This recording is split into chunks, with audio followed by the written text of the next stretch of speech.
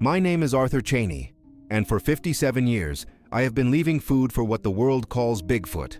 This isn't a story for fame or for some television show. This is a confession. I'm an old man, and I need to tell someone what it finally left for me yesterday, before it's too late. It's my final burden to share. I've lived on this same 100-acre plot my entire life. Old-growth timber that kisses the edge of the Gifford-Pinchot National Forest, right here in Washington State. My credibility isn't a piece of paper. It's the dirt permanently wedged under my fingernails and the specific pitch of the wind as it howls down the Cispus River Valley on a winter night. It's a language you only learn after decades of listening. The groan of ancient Douglas firs in a hard blow. The way the air gets heavy and cold when you step into the deep shadows of the Black Hills nearby. It's a silence so profound you can sometimes hear the whisper of your own blood rushing in your ears. Most people run from that kind of quiet. I ran towards it. I stayed here after my younger brother, David, was killed. It was a logging accident, back in Tor 66. A cable snapped. He was only 19.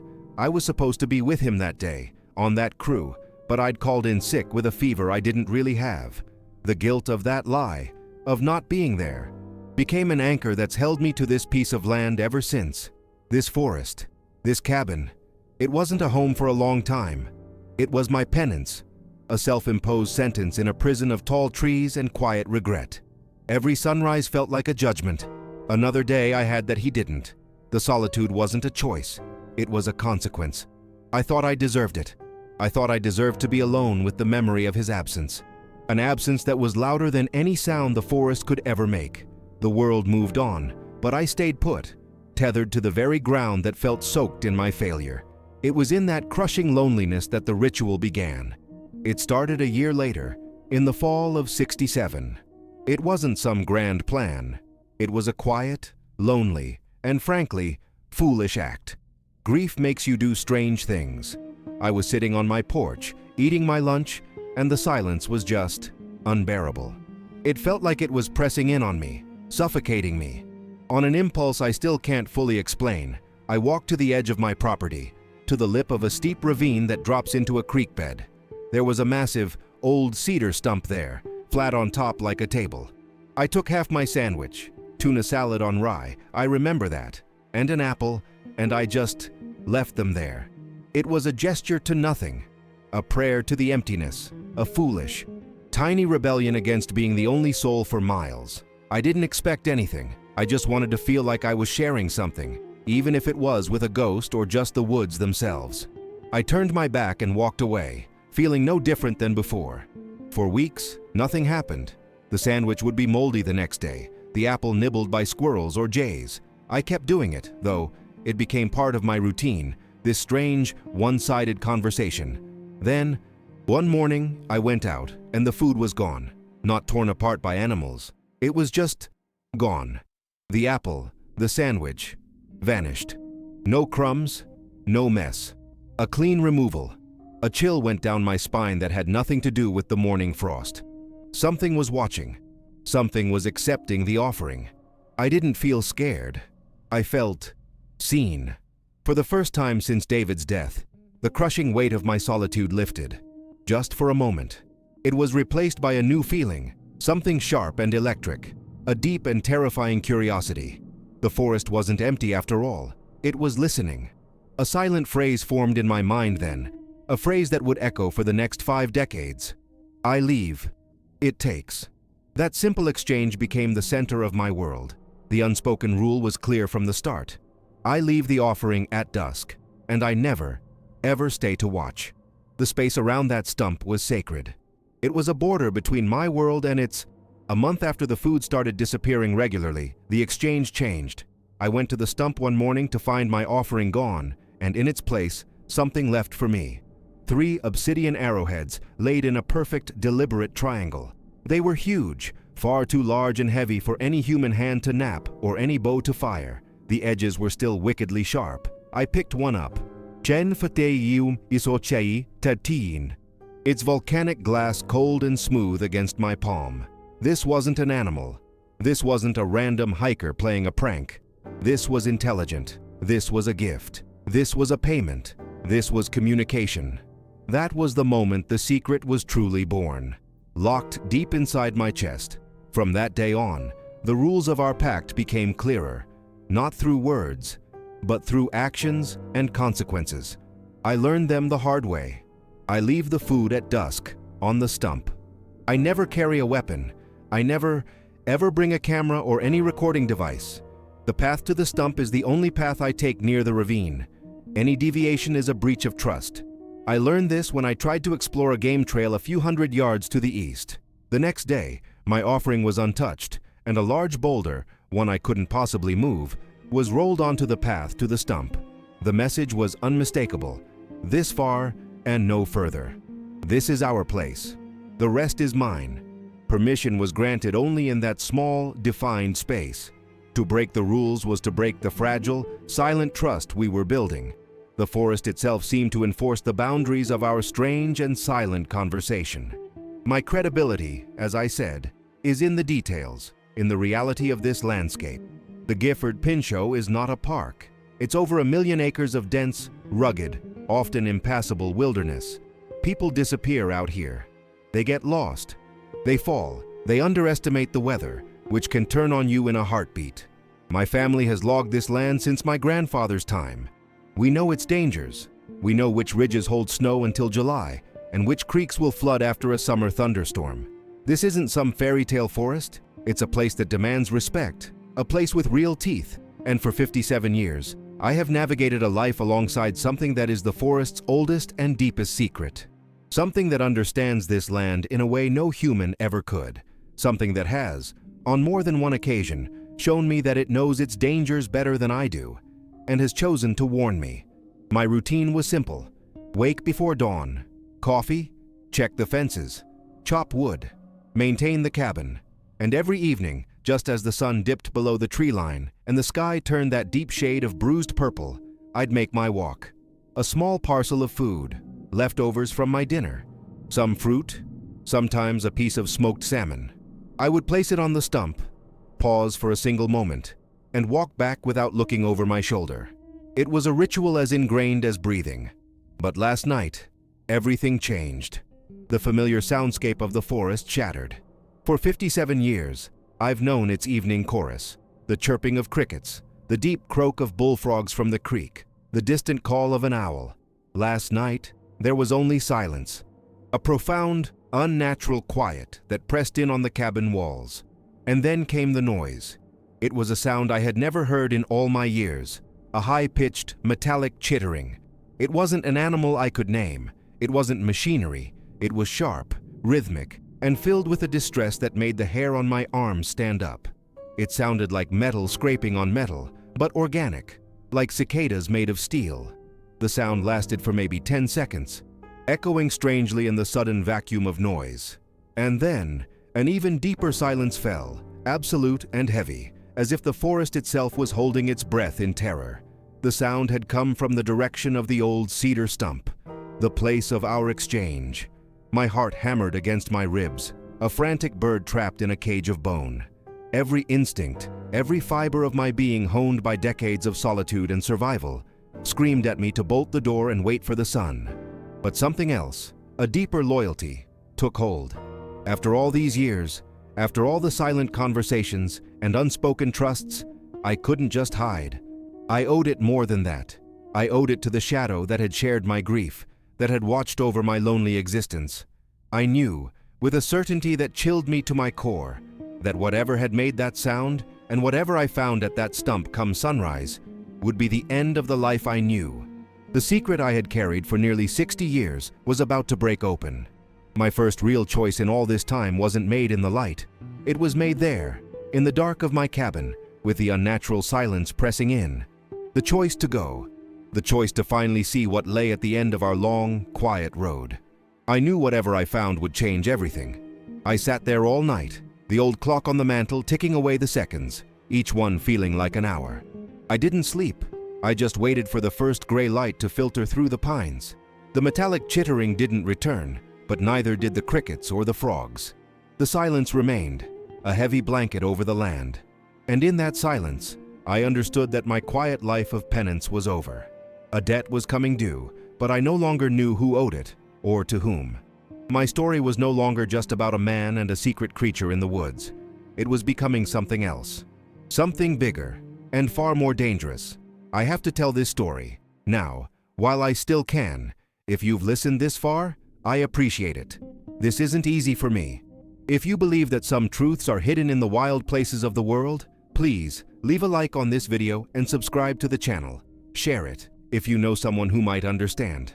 I need you to stay with me until the very end of this, because the truth of what I found at that stump, it's worse than you can imagine. That simple exchange became the center of my world. The unspoken rule was clear from the start. I leave the offering at dusk, and I never, ever stay to watch. The space around that stump was sacred. It was a border between my world and its. A month after the food started disappearing regularly, the exchange changed. I went to the stump one morning to find my offering gone, and in its place, something left for me. 3 obsidian arrowheads laid in a perfect, deliberate triangle. They were huge, far too large and heavy for any human hand to nap or any bow to fire. The edges were still wickedly sharp. I picked one up, its volcanic glass cold and smooth against my palm. This wasn't an animal. This wasn't a random hiker playing a prank. This was intelligent. This was a gift. This was a payment. This was communication.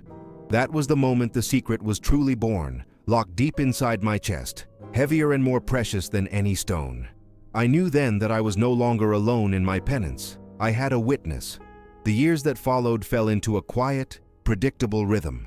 My life, once defined only by loss and the hard labor of maintaining this land, now had a second, secret purpose. The ritual was the axis on which my world turned. Every evening, the walk to the stump was filled with a nervous anticipation that never faded. What would be left for me tomorrow? Sometimes it was simple things. A bundle of rare, sweet-smelling herbs I'd never seen before. A piece of petrified wood polished smooth by a river that no longer ran. A geode, cracked perfectly in half to reveal a universe of glittering crystals. Each item felt chosen, a deliberate communication. I kept them all in an old wooden chest under my bed. They were my gospels, the physical proof of my silent faith. The exchange was the only conversation I needed, a language of objects and absence that spoke more clearly than any words. It was a lifeline, pulling me out of the deep, cold water of my grief and giving me something to hold on to. In the first few years, I was tempted by curiosity, a human flaw. One evening, I left the food and didn't walk back to the cabin. Instead, I hid behind a thicket of ferns about 50 yards away, my heart pounding a guilty rhythm against my ribs. I wanted to see. I needed to see. I waited for what felt like hours as the woods grew dark and cold around me. Nothing happened. The forest remained still, holding its breath. Finally, chilled and ashamed, I crept back to the cabin. The next morning, I returned to the stump. The food I'd left was untouched, but it was covered in a deliberate pile of dead leaves and pine needles. A gesture of rejection, of disappointment. It knew I had broken the rule. It had watched me watching. The shame was immense, a cold stone in my gut. I had violated the trust, and the fear of having ruined everything, of being cast back into my old solitude, was more terrifying than any monster. It was a lesson I never had to learn again. The thought of a camera crossed my mind only once. Early on, the world was changing, and the idea of proof was becoming a kind of obsession for people. I even owned an old Kodak Instamatic. I could carry it in my pocket, snap one picture, and I'd have the answer to the greatest mystery on earth. I could be famous. I could be rich. I could prove I wasn't some crazy old hermit. But as I stood by the door, the camera heavy in my hand, I felt a profound sense of violation. It would be a betrayal. This pact was built on mutual respect and the sanctity of that unseen space between us. A photograph would turn it from a relationship into a specimen. It would be an act of capture, of ownership. I put the camera away on a high shelf and never touched it again. I realized the secret itself, the private knowledge, was far more valuable to me than any public validation. The trust was the treasure, not the proof. Our silent conversation was for an audience of 2, and that was how it was meant to stay. Forever. The first undeniable proof of its intelligence, beyond the gifts, came during a brutal winter in the early 70s. A small avalanche, more a river of snow and rock, had completely blocked the narrow trail I used to get to the stump. The ravine was impassable, buried under 10 feet of debris and unstable snow. I was cut off. For 3 days, I couldn't make my offering. I felt a growing anxiety, a sense of having failed my end of the bargain. On the 4th morning, after a fresh snowfall, I looked out towards the ridge and saw it. A new path, not a beaten trail, but a clear, deliberate line of markers. A series of smooth white quartz stones, each one placed carefully on top of the snow, leading up and around the slide area. These stones aren't native to this part of the ridge. They come from a creek bed 2 miles east. It had created a new, safer route for me. It wasn't just accepting my gifts. It was actively ensuring our ritual could continue. It was a guide. It was a partner. That incident taught me another rule: the sanctity of the path. The quartz-marked trail became the new route, and I used it without deviation for years. One summer, out of a foolish desire to map the area in my mind, I decided to explore a game trail that branched off a few hundred yards east of our designated spot. I wasn't trying to spy, just to understand the territory better. The next morning, I walked the familiar path to the stump and found my way blocked. A massive boulder, one I couldn't possibly move, had been rolled directly onto the trail. It wasn't a natural rock slide.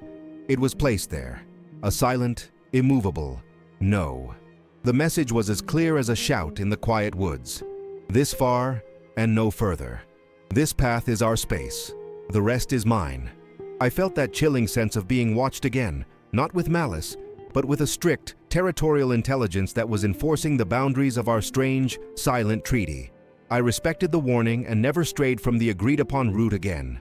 As the years passed, the offerings it left for me began to change, reflecting a deeper understanding of my life and needs. It was no longer just geologic curiosities. In the spring, after a long winter of canned goods, I'd find a neat pile of wild leeks and edible fiddlehead ferns on the stump.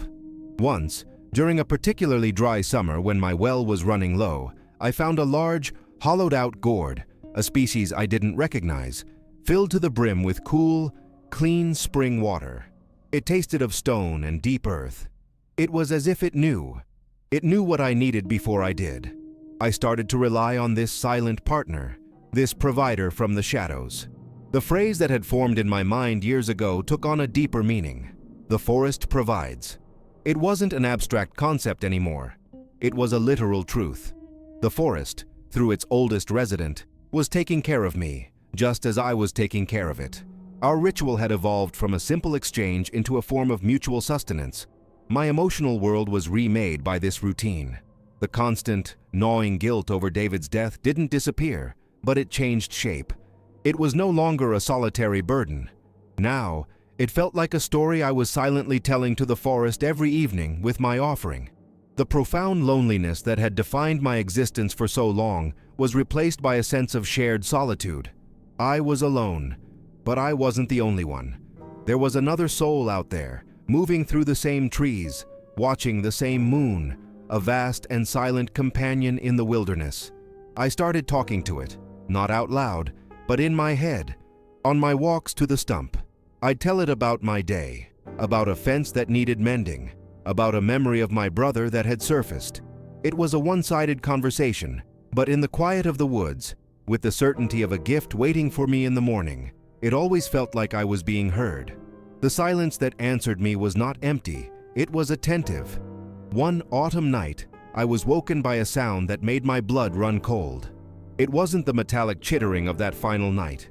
This was different. It was the sound of a struggle from deep in the ravine. A low, guttural roaring mixed with the high-pitched screams of a large cat. I could hear trees shaking, rocks clattering down the steep slope. I lay in my bed, frozen, gripping an old axe handle, too terrified to even look out the window. The fight lasted for maybe a minute, then ended with a final, sickening crunch and then silence. I didn't sleep for the rest of the night. A few days later, my curiosity won over my fear. I carefully made my way down into the ravine, much farther down than I normally go. There, near the creek bed, I found it, the carcass of a full-grown male cougar. It was a massive animal, but its neck was snapped clean, its spine broken as if it were a twig. It was a chilling, absolute display of raw, physical power, a warning, and a form of protection. After finding the cougar, I made a change. I had always kept a loaded .30-06 rifle by the back door, a standard precaution for anyone living this deep in the woods. I'd often carry it with me on my walks, but after that night, carrying a weapon on my evening ritual to the stump felt wrong. It felt like an insult. It felt like an act of profound distrust in a relationship that was built entirely on it. What was my rifle against the power that could snap a cougar's neck? It was a toy. More than that, it was a symbol of the world I was trying to keep at bay, a world of fear and violence. So, I made a conscious choice. I started leaving the rifle behind. Every evening, I would walk to the edge of its territory unarmed, a deliberate gesture of vulnerability. It was my way of saying, "I trust you." It was a small act, but it felt monumental, a cementing of the pact. I was placing my life, in that moment, entirely in its hands. The offerings continued, a silent acknowledgement of my gesture. The woods began to speak to me in a new language. I learned to listen beyond the birds and the wind. I learned its sounds. Not footsteps, it was far too stealthy for that. I only ever heard its footfalls once or twice in 50 years, a heavy crunch of snow that was gone before I could place it. No, its language was more subtle. It was a distinct pattern of wood knocks, 3 sharp raps against a hollow tree, echoing from a distant ridge, always answered by 2 raps from another direction. It was a low, resonant whistle, almost like a mourning dove, but with a deeper, more mournful tone that would carry on the evening air. These sounds weren't random, they were signals. A whistle from the north meant the elk herds were moving. The wood knocks from the west often preceded a change in the weather. It was the forest's own telegraph system, and I was slowly, painstakingly learning to decode its messages. The sounds told me I was not alone. They were a constant peripheral presence. The exchanges grew more personal, more intimate. It wasn't just providing for my physical needs anymore. It was paying attention to my life. One afternoon, I was clearing brush on the western edge of my property, a good half-mile from the stump. I was using an old hatchet, a beautiful tool with a hand-forged head and a hickory handle that my father had made. It slipped from my sweaty grip and tumbled into a thick patch of thorny salmonberry bushes. I spent an hour searching for it, crawling on my hands and knees, but it was gone, swallowed by the dense undergrowth. I went home frustrated and saddened by the loss.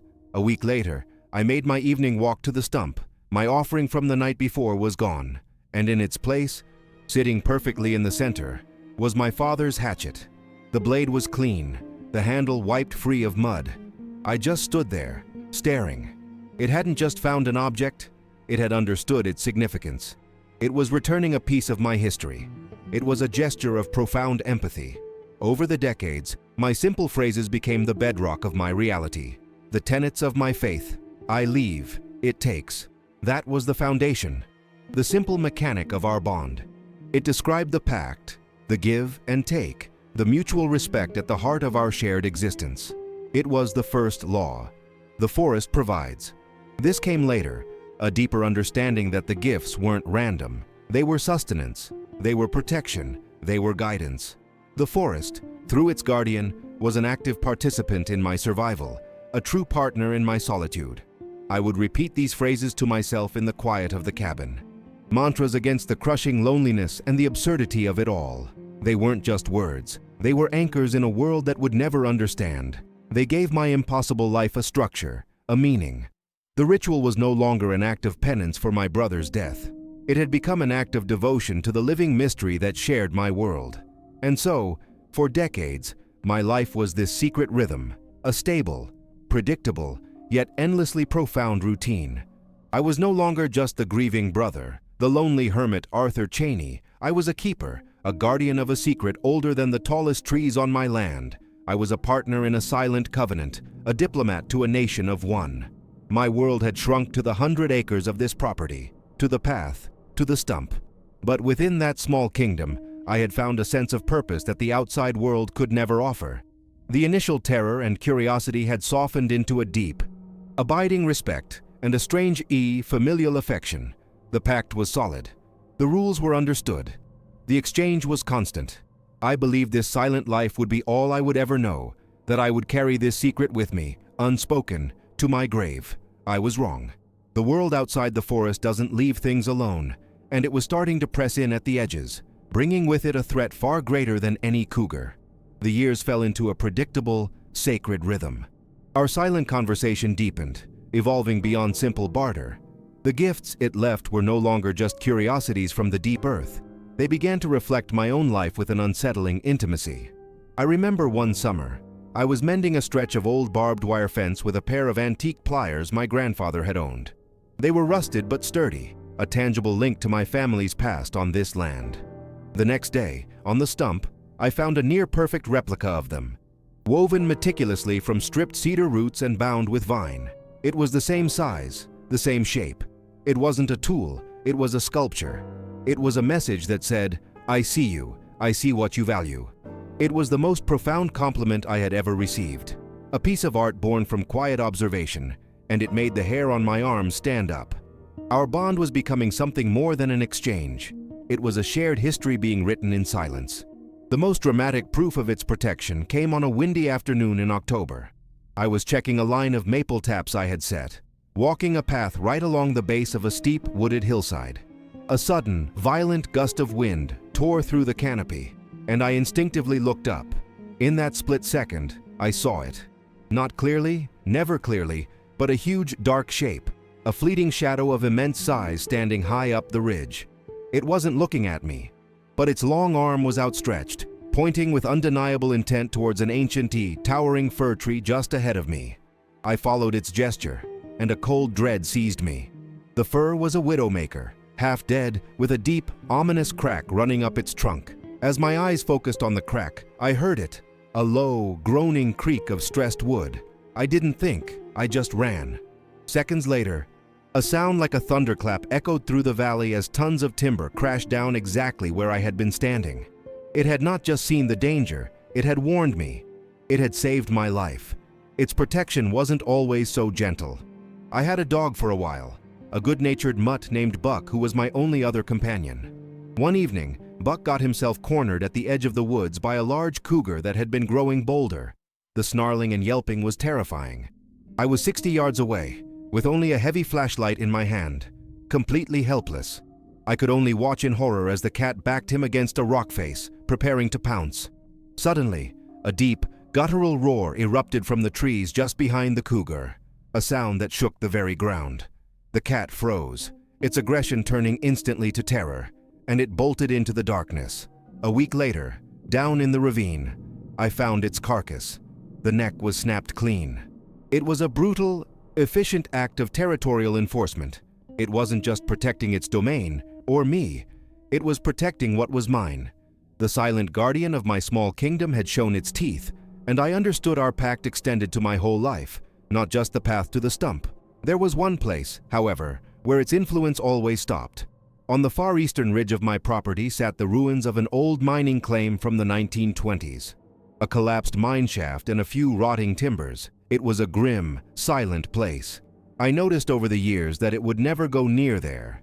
If I took a walk in that direction, the wood knocks I'd grown accustomed to would cease. If I left my offering on the stump after having been near the mine, it would sometimes be left untouched. Once, I found a line of heavy branches laid across the trail leading that way, a clear barrier. I never understood why. What could a creature of such power and intelligence possibly be afraid of? What history was buried in that collapsed tunnel that it wanted to remain buried? The question became another secret I kept, a small, dark mystery within the larger one. It was a stark reminder that as much as I thought I knew nothing at all. A new phrase took hold in my mind then. Some places hold their breath. The outside world, however, doesn't respect boundaries or secrets. In the late 80s and through the 90s, the Bigfoot craze hit the mainstream. Suddenly, the quiet wilderness that had been my sanctuary became a destination. Television shows with dramatic reenactments and breathless experts turned the creature I knew into a monster, a celebrity, a sideshow freak. The forest began to change. I started finding their trash, empty chip bags, beer cans, disposable cameras, littered along the creeks. I'd find the charred remains of their campfires, left smoldering and untended, a constant threat of wildfire. They were loud, careless, and disrespectful. They saw the forest not as a living entity to be respected, but as a stage for their cheap adventures. Every piece of their garbage felt like a personal insult, a desecration of the sacred ground I shared with my silent companion. I became a reluctant janitor, cleaning up after their intrusions, the weight of their ignorance a heavy burden on my shoulders. The offerings on the stump began to reflect the growing tension. Instead of carefully chosen gifts, I would sometimes find things that spoke of agitation: a large branch, splintered and broken as if snapped in a fit of rage; a pile of stones, not arranged in a pattern, but thrown haphazardly onto the stump's surface. Once, a heavy rock was hurled from the darkness and landed on my porch roof with a deafening bang in the middle of the night. It wasn't aimed at me, it was a sign of stress. The noise and presence of the intruders were upsetting the delicate balance. The sounds of distant ATVs and the occasional shout echoing through the valley made my own anxiety climb. I felt a fierce, protective anger swell inside me. These people weren't just trespassing on my land. They were threatening a relationship that was more real to me than anything in their world. They were poking a bear they couldn't begin to comprehend, and I was caught in the middle. The threat escalated when a logging company bought the lease for a tract of land just north of my property line. The quiet hum of the forest was replaced by the whining scream of chainsaws and the thunderous crash of falling giants. The noise was a constant violation, a grinding assault on the senses that went on from dawn till dusk. I could feel the creature's territory shrinking, its world being torn down tree by tree. My walks to the stump became fraught with a new kind of dread. The air smelled of diesel fumes and sawdust. The forest felt wounded, and I could sense the creature's distress in the unnatural silence that would fall after the loggers went home for the day. Our pact, our quiet ritual, felt increasingly fragile, like a candle flame flickering in a rising wind. I felt utterly powerless, watching the steel teeth of progress chew away at the edges of our sanctuary, knowing it was only a matter of time before they got too close. The breaking point, the near disaster, came 5 years ago. It wasn't loggers, but something worse in a way. Believers, 2 amateur Bigfoot hunters, a man and a woman, full of the arrogant confidence that comes from watching too much television. They had expensive gear, camouflage clothes, and a palpable hunger for fame. I ran into them on the county road. They told me they were researchers who had tracked a hotspot of activity to this very area. My blood ran cold. The next day, I found them. They had set up a string of motion-activated trail cameras, small, silent eyes in the woods, along my property line, and one of them was pointed directly at the ravine, directly at the path to our stump. They were feet away from exposing everything. From turning my 50-year secret into a blurry photo on some pathetic internet forum, my private faith was about to be desecrated by a flashbulb. I couldn't confront them directly. That would only confirm their suspicions. An angry old hermit chasing them off? It would be a red flag. So, I had to fight deception with deception. For the next week, I became a ghost in my own woods. It was a nerve-wracking, exhausting dance of misdirection. I'd wake up before dawn, while they were still asleep in their camp a mile away, and sneak through the forest. The weather had turned. A cold, persistent autumn rain that soaked me to the bone, but it helped wash away my tracks. I spent hours creating false trails, using a stick to make heavy, deep impressions in the mud that led away from the ravine, towards a swampy area to the west. I bought a bottle of doe-in-rut scent from the hardware store and sprayed it on trees directly in front of their cameras, hoping to fill their memory cards with endless, boring pictures of deer. It was a desperate, high-stakes game of chess against an enemy who didn't even know I was a player. The cost was immense. I was in my late 70s, and the physical toll of creeping through the wet, cold woods for hours every day was brutal. My old bones ached, and I was constantly shivering, but the psychological strain was worse. I felt a gnawing paranoia, a constant fear of being seen. Every snapped twig, every rustle of leaves sent a jolt of terror through me. I was a trespasser on my own land, my heart pounding with the fear of discovery. I was risking everything to protect this secret, and the intimacy of my ritual felt poisoned by the lie. When I made my walk to the stump each evening, it wasn't with quiet reverence anymore, but with the frantic, fearful energy of a spy covering his tracks. The simple, pure act of leaving an offering had become an operation, tainted by the world's intrusive gaze. The secret, once a source of comfort, had become a crushing weight. A secret has a weight, I thought, and I was beginning to buckle under it. Finally, after a week of getting nothing but hours of footage of rain-soaked leaves and the occasional deer. The hunters gave up. I watched from a distance as they packed their gear, their body language radiating frustration and disappointment. They drove away, and the forest returned to its familiar quiet. But my relief was thin and cold. The victory felt hollow. They were gone, but the vulnerability remained. The near miss had shattered my illusion of safety. It was a stark lesson. My isolation was no longer a shield. The modern world, with its cameras, its drones, and its insatiable curiosity, could breach my sanctuary at any time. The quiet pact I had maintained for decades was no longer enough. The world was getting smaller, and the woods were no longer deep enough to hide a secret this big. The silence that fell after they left wasn't peaceful, it was watchful. The incident changed me. I was no longer just a participant in a ritual, I was its active guardian, its warden. The sense of shared solitude had been replaced by a fierce, paternal protectiveness. The creature was not my pet, not my specimen, not my friend. It was my charge, my responsibility. My quiet life of penance for a death long past had transformed into a life of active defense for a living mystery. The old rhythm was gone, replaced by a constant, low-grade vigilance. I started patrolling my property lines regularly, looking for any new signs of intrusion. The peace I had found in these woods had been stolen, replaced by the grim reality that I was the only thing standing between the last great secret of the wilderness and the ravenous appetite of the modern world. The question was no longer if they would be discovered, but when and by whom.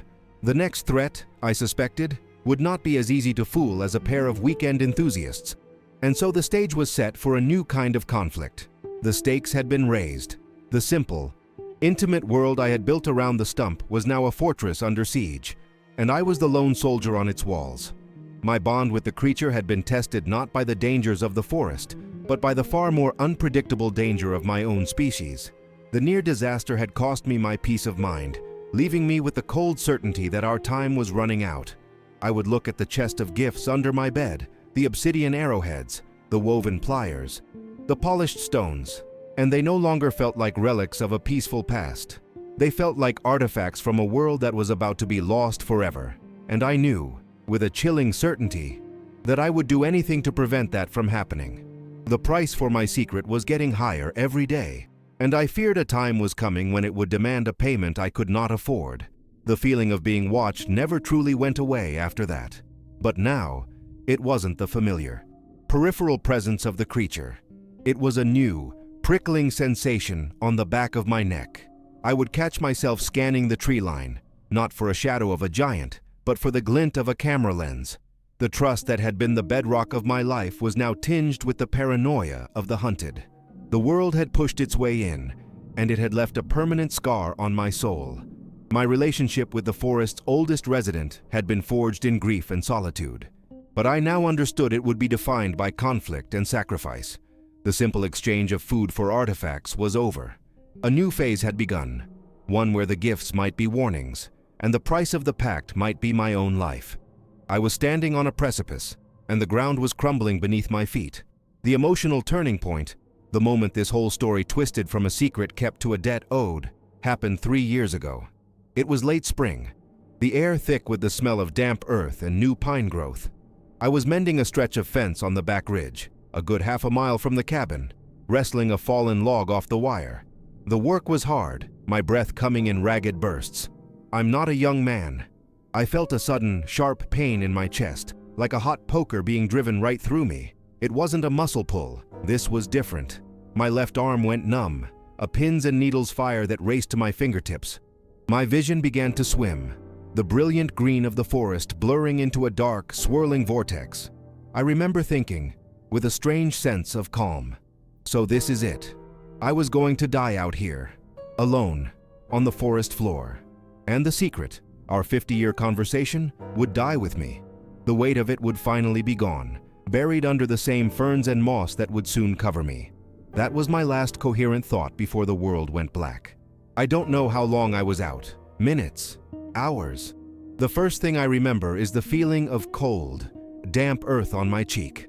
My vision slowly swam back into focus. Not a clear picture, but a murky, gray twilight. The pain in my chest had subsided to a dull, heavy ache.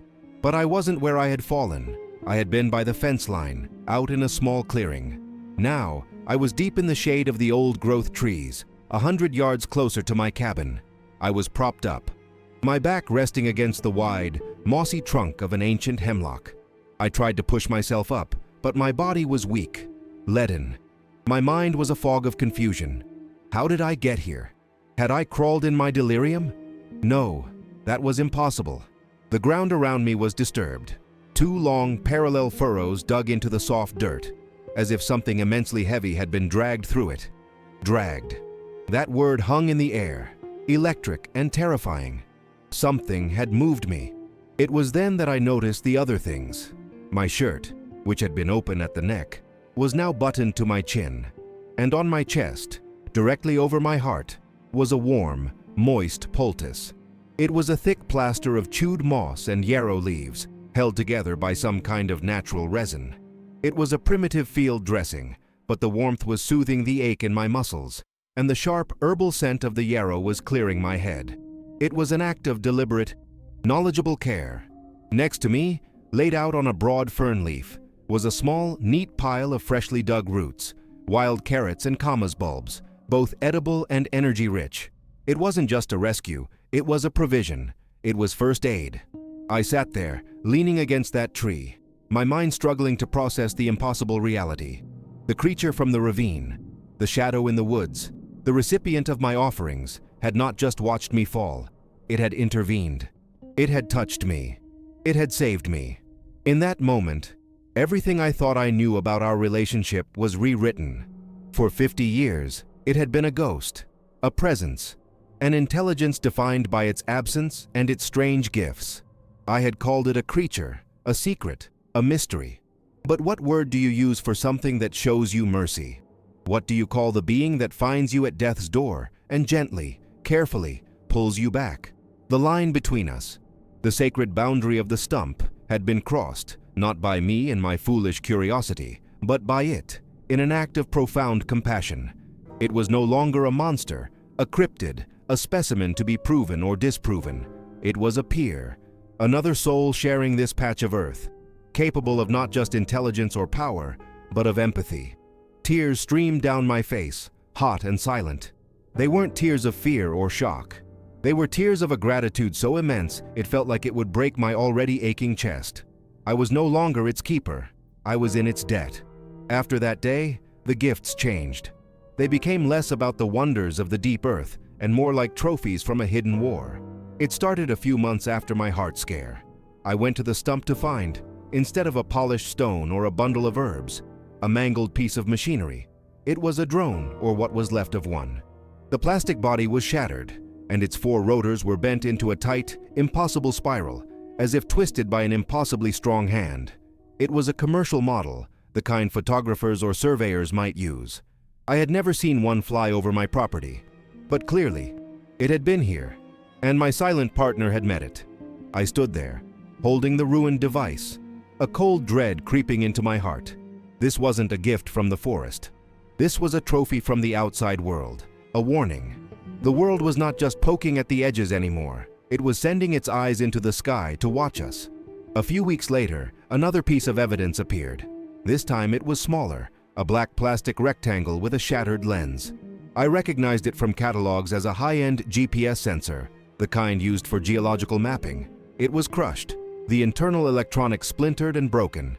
As if it had been squeezed in a vise, a pattern was forming, a terrifying narrative told through broken technology. The creature wasn't just agitated by intruders anymore. It was actively and violently disabling their equipment. It was hunting their technology. The questions in my mind shifted. I used to wonder what it was, where it lived. Now I wondered, what was it fighting? Who were these invisible enemies it was waging a silent war against? The paranoia I'd felt from the amateur hunters returned, but this time it was 100 times colder. This was not a game. This was a conflict with a sophisticated, well-equipped opponent. The most disturbing discovery came that winter. Left on the stump, coiled like a dead snake, was a 3-foot length of metal cable. It wasn't logging wire. It was thin, light, and incredibly strong. Titanium alloy, I guessed. the kind used in aviation or advanced climbing gear. But the cable had been snapped, not cut, but frayed and broken, the individual strands unraveled as if pulled apart by a force that defied imagination. The sheer power required to do that was something I couldn't comprehend. The implications were staggering. Someone wasn't just watching with drones. They were setting traps or using equipment strong enough to require titanium rigging. And the creature was strong enough to break it. A new thought took root in my mind. A phrase that eclipsed all the others. It wasn't hiding. It was defending. It wasn't a reclusive beast avoiding contact. It was a sentinel, a guardian holding a line against an invasion I couldn't see. This revelation changed my fear into something far more complex. The deep, protective bond I felt for it was now tangled with a growing dread for what it was fighting against. The rescue after my heart attack had forged a debt of life, a personal connection that went beyond the ritual. Now, seeing these trophies of its secret battles, I felt a new kind of responsibility. I wasn't just protecting a secret anymore. I was siding with a warrior. Who was this enemy that used drones, GPS sensors, and titanium cables? Government? A corporation? A private military group? The possibilities were all terrifying. The forest no longer felt like a sanctuary under siege. It felt like a war zone, and my small cabin, my 100 acres, was caught right in the crossfire. The weight of the secret, which I once thought was my burden alone, was now shared. But its nature had changed. It was no longer a quiet mystery, but a violent and deadly conflict. The ritual continued, but it was imbued with a new solemnity. My evening walks to the stump felt less like an offering, and more like delivering supplies to a soldier at a lonely outpost. I would leave more than just leftovers. High-energy foods, jerky, nuts, dried fruit. My offerings were no longer about sharing my meager existence. They were about fueling a defender. In return, the gifts of broken technology stopped. Instead, I would find simple things again, but now they felt different. A single, perfect eagle feather. A branch of pine with the needles arranged in a strange, deliberate pattern. They no longer felt like gifts of friendship, but like signals, reassurances from the front line. I am still here. The line is holding. The silence between us was now filled with the unspoken tension of this war. A shared understanding of a threat that drew closer with each passing day. My own health became a secondary concern. The heart scare had been a warning, a reminder of my own mortality, but the creature's act of mercy had given me a renewed purpose. I was its only ally in this world, its only witness. The loneliness I had cultivated for decades was gone, replaced by a fierce, focused loyalty. The memory of my brother David, the guilt that had anchored me here, began to feel like part of a larger story. It was the event that had kept me here, kept me on this land, to be in this exact place, at this exact time, to bear witness and now, to stand guard. My life of penance had, without my realizing it, become a life of purpose. I was Arthur Cheney, the old man in the woods, the last line of defense for the greatest secret on earth. And I started to feel the enemy turning its unseen eyes toward me. I was no longer a neutral observer. I was part of the battlefield. I know this part of the story might sound unbelievable. A poultice of chewed moss, a war fought with drones and broken cables. But this is the truth of what happened. This is how a 50-year ritual of quiet respect turned into an alliance. I'm asking you to keep listening, to stay with me to the end. The enemy I could only guess at was about to show its face, and the true reason for this hidden war was far more terrible than I could have ever imagined. If you feel a connection to this story, to the idea that some things are worth protecting, please show your support. Like this video, subscribe to the channel, and share it with someone you think needs to hear it. Because what happened next, what I found at the stump yesterday, it explains everything. And I need you to understand. The real threat arrived last year, not with the bumbling enthusiasm of amateurs, but with the cold, sterile efficiency of corporate power. They called themselves Ethelred Geonomics. A fleet of pristine white trucks rolled into the small town of Packwood, their logos a stylized, vaguely ancient-looking tree. The official story, the one they gave the local paper, was a geological survey. They were searching for geothermal potential, they said, citing national resource interests and using language that was both impressive and impenetrably vague. But their equipment was too advanced for a simple survey. Their security teams, hard-faced men with military posture and discreet earpieces, moved with an unnerving purpose. They weren't looking for steam, they were hunting something. I watched them from the windows of the town's general store, a cold knot tightening in my stomach. The world I had kept at bay for 50 years had finally arrived on my doorstep, and it came wearing a suit and carrying a clipboard. A week after they arrived, a black SUV, cleaner than any vehicle has a right to be on these muddy roads, drove up my long driveway. A man stepped out. He was impeccably dressed in expensive outdoor gear that had never seen a speck of dirt. This was Shaw. He introduced himself as the project lead for Ethelred, his handshake firm, his eyes as cold and calculating as a winter sky. He had a disarming smile that never reached them. He spoke of anomalous seismic activity originating from my property. He mentioned unexplained, significant equipment damage. He was describing the creature's activities, my silent partner's war, in the bloodless language of a corporate report. He wanted access to my land, framing it not as a request, but as a matter of procedure. He offered a generous access fee, but his tone made it clear he wasn't accustomed to hearing the word no. My quiet refusal, citing my family's history and my desire for privacy, seemed to amuse him more than anger him. It was a temporary obstacle, nothing more.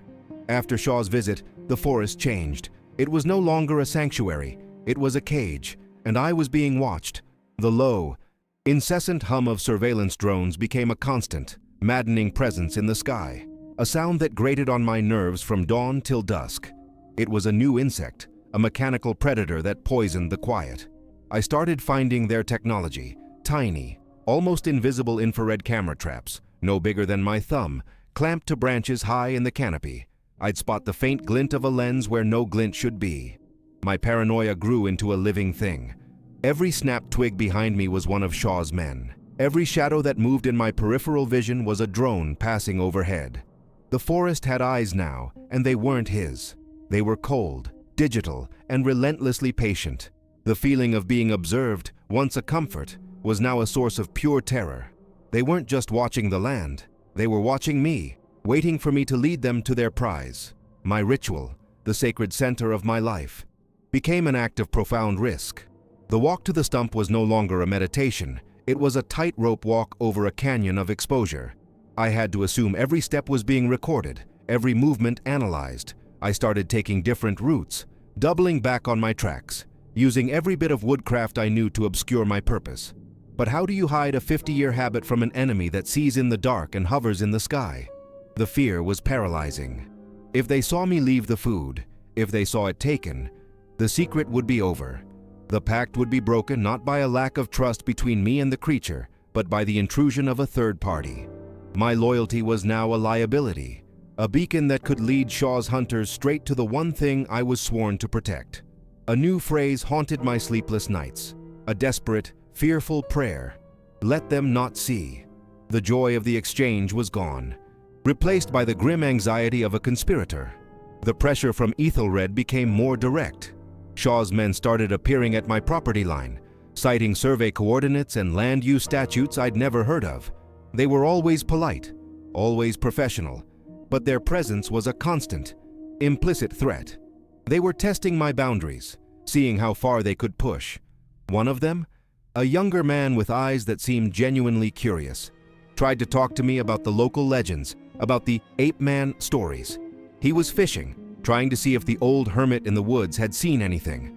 I played the part I had played for decades, a slightly senile, dismissive old man who was tired of the stories and the tourists.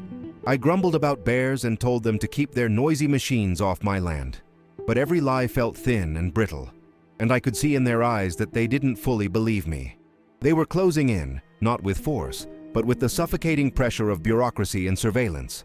The creature's signs grew more frantic, its messages more desperate. The gifts on the stump stopped entirely. The communication now was purely about the threat. I found deep, claw-like gouges in the trunks of trees, not random marks of anger, but deliberate slashes, all pointing in the same direction, away from the eastern ridge, west towards the coast. It was a map. It was an evacuation order. It was telling me to run. The wood knocks I would hear at night changed their pattern, becoming a rapid, frantic series of 3, a rhythm that sounded like a panicked heartbeat echoing through the valley. It knew about Shaw. It knew about the drones and the cameras. It understood the nature of this new, sophisticated enemy, and it knew it was a fight it couldn't win with brute force alone. Its warnings weren't for itself, they were for me. It was trying to save me, the same way I was trying to save it. Our roles had become tragically intertwined. The weight of the choice was crushing me. Flee, abandon this land, this cabin that held the ghosts of my family and the history of my entire life. Abandon my post? It felt like a betrayal. I was the keeper of this place, the guardian of the pact. To run would be to hand Shaw a victory, to leave the creature to face this technological onslaught alone. But to stay felt like a suicide mission. I was an old man with an aching heart against a multi-million-dollar corporation with government connections and a private security force. My presence was becoming more of a danger than a help, a human anchor that was keeping the creature tied to this targeted piece of land. I would sit on my porch at night, the drone hum a distant mosquito whine in my ears, and feel torn in two. Loyalty versus survival, my debt to the creature versus its own clear instruction to save myself. The moral clarity I once had was gone, lost in a fog of fear and paranoia. My isolation was now absolute. There was no one I could turn to. The local sheriff was a good man, but he was intimidated by Ethelred's permits and their talk of federal oversight. What could I tell him? That a giant, hairy monster was being hunted by a corporation? I would be locked away in a state hospital before the words left my mouth. The amateur hunters from years ago had been a nuisance. This was an occupying force. They owned the law. They owned the technology. And they were slowly, methodically strangling the life out of my world. I became a prisoner in my own home. The forest I knew better than my own face turned into a hostile, alien territory. The silence I had once cherished was now the most terrifying sound of all. Because it was a lie. The woods were screaming with unseen signals and unheard transmissions. A silent war raging just beyond the limits of my senses. The stress was taking its toll. I wasn't sleeping. Food tasted like ash. My heart would hammer against my ribs at the sound of a car on the distant road. I started talking to myself, debating the impossible choices out loud in the empty cabin. I would look at the old chest under my bed. The 50 years of gifts, the arrowheads, the woven pliers, the polished stones, and they felt like artifacts from a dead civilization. They were relics of a time of peace, a time before the hum of the drones. I felt a profound sense of failure, as if I had let the world in, as if my very presence was the vulnerability that had led the enemy here. I had spent my life honoring a silent pact, only to become the bait in a high-tech trap. The quiet penance I had chosen for my brother's death had twisted into a final, terrible irony. I was now risking my life to prevent another kind of destruction, another loss I felt responsible for. Then came yesterday, the culmination of all the fear, all the pressure, all the warnings. The day the pact was not just threatened, but shattered. The day the reason for Ethelred's obsession and the creature's terror was finally laid bare. I made my walk to the stump, a walk I had made 10,000 times before, but I knew this time would be different. The air was heavy, still. The usual drone hum was gone, and that absence was more frightening than its presence. The forest was holding its breath, a deep, primal quiet that precedes a catastrophe. I felt it in my bones, a cold premonition that the long, secret story of my life was about to reach its final, terrible chapter. I rounded the last bend in the trail, my eyes fixed on the flat top of the old cedar stump. The food I had left the night before was gone, but what was left in its place was not a warning. It was not a trophy. It was an answer, and it was a tombstone. On the stump, laid carefully on a bed of woven cedar bark, was a skeleton. It was small, delicate, and clearly humanoid, but the proportions were all wrong for a human child. The skull was slightly elongated, the arms too long for the torso. My blood ran cold, a freezing river in my veins. It was the skeleton of one of its own young. For a moment, the sheer, impossible biology of it paralyzed me. This was proof. The kind of proof the world screams for. But the real terror, the thing that punched the air from my lungs and made my knees weak, was what lay beside it. Placed with the same deliberate care was a single, small, weathered child's sneaker. It was caked in mud, but instantly recognizable. I had seen it 100 times, tacked to the bulletin board at the general store. It belonged to a little boy who had gone missing from a campsite 6 months back.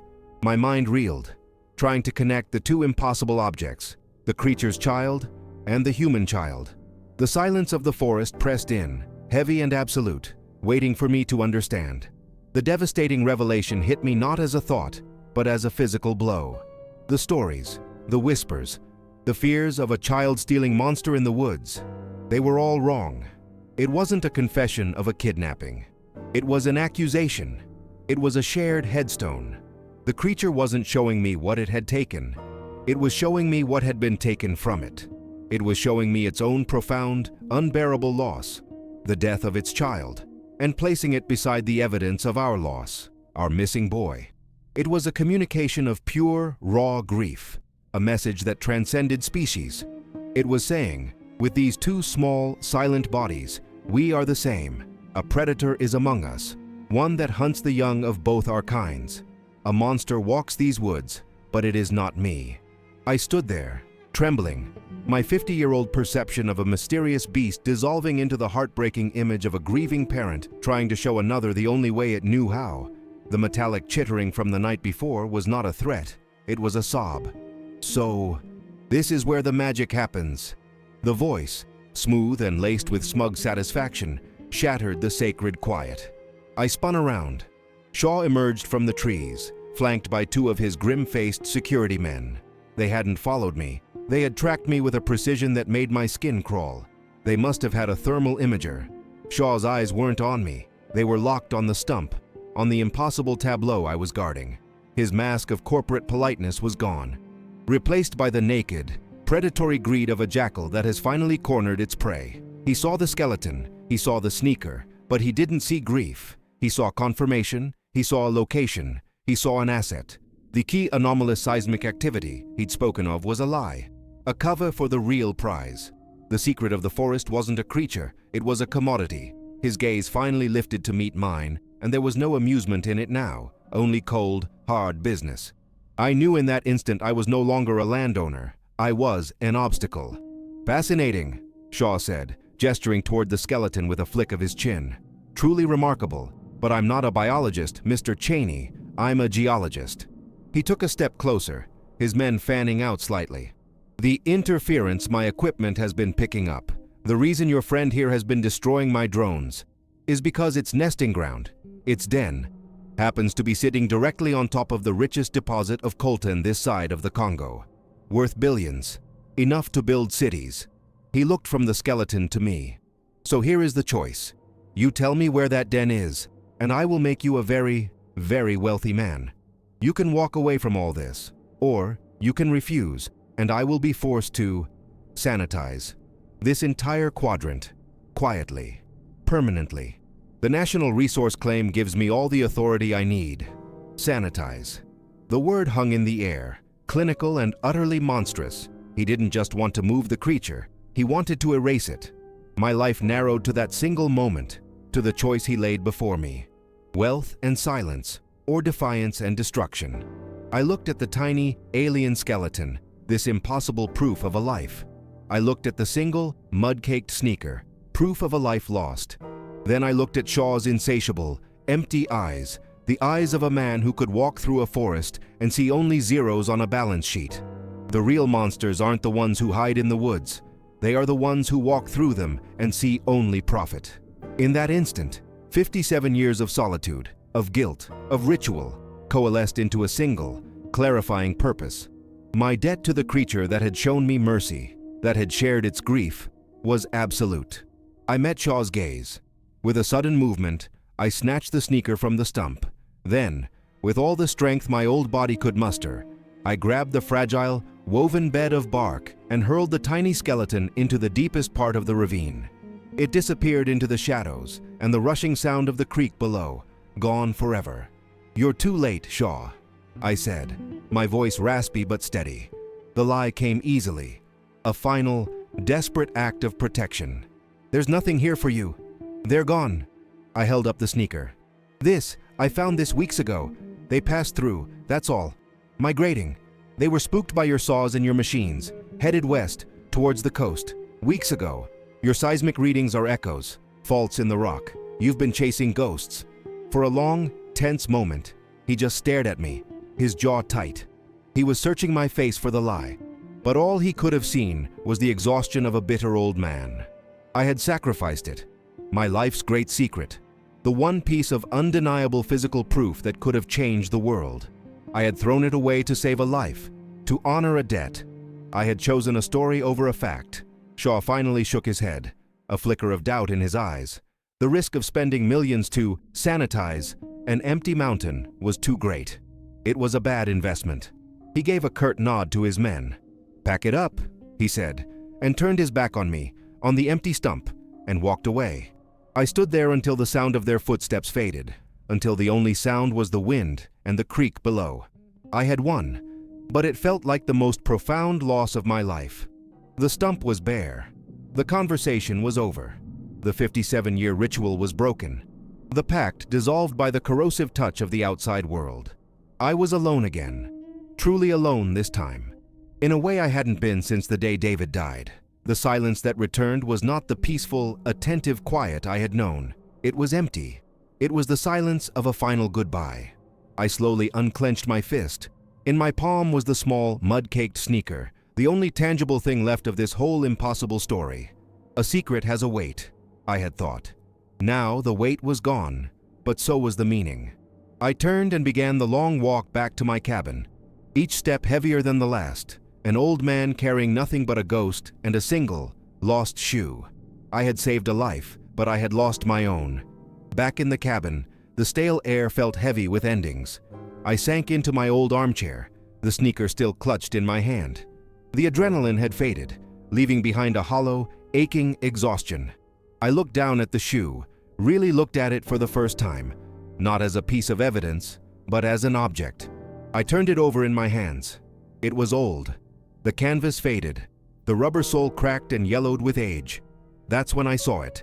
The final twist of the knife, the last, devastating piece of the story that the creature had left for me. On the worn heel, faded but still legible, was the logo, a simple, circular blue patch. It wasn't a Nike or an Adidas. It wasn't a modern shoe at all. It was a Keds, a specific model, a model I knew they had stopped making in 1970. It couldn't have belonged to the boy who went missing last year. My heart stopped. I knew this shoe. I had seen it 1,000 times, kicking at stones, scuffing along a dirt path. It was my brother David's. He had lost it in the woods the week before he died. My breath hitched in my throat. The entire story reconfigured itself in my mind in a blinding, heartbreaking flash. For 57 years, the creature had kept it. It hadn't just found it. It had held on to this single piece of my past, this relic of my grief, for my entire adult life. The offering yesterday, it wasn't about a shared predator. It was so much more intimate, so much more profound. It was showing me its own dead child, and then it was returning a piece of my own lost youth, my own dead. It was saying, "I know your loss. I have known it all along. I have watched you grieve for a lifetime, just as I grieve now." It remembered. That magnificent, silent, impossible being had been a witness not just to my ritual, but to my entire life sorrow. It wasn't just another old soul who understood loss. It was a soul who understood my loss. I wasn't protecting a monster. I was sharing a silent, 57-year vigil. I'm leaving this place now. My work here is done. I have told my story, my confession. I burned the sneaker last night, a final, small funeral pyre, releasing that last ghost into the night sky. I've packed a small bag. By the time anyone finds this recording, I'll be gone, another ghost in the wilderness, heading west. Maybe I'll find a new kind of quiet. My final moral, if there is one, is this. We spend so much time looking for monsters in the dark, in the deep places of the world. But the real monsters are the ones who have forgotten how to listen. The ones who see a sacred forest and only dream of its destruction. Some things aren't meant to be found. They're meant to be left alone, to live and die with a dignity the modern world can no longer afford. My penance is over. I am no longer anchored by guilt, but set free by a truth far stranger and more beautiful than I ever could have imagined. I hope it finds peace. I hope we all do. Thank you for listening to my story. It was my final burden to share, and now it is yours to carry. If this story meant something to you, if you believe some things should remain sacred, please show your support by leaving a like and subscribe to this channel for more stories from the quiet places. Share this with someone who understands. And now, I invite you to listen to the next story, which will appear on your screen. Maybe it will help you understand too. Goodbye.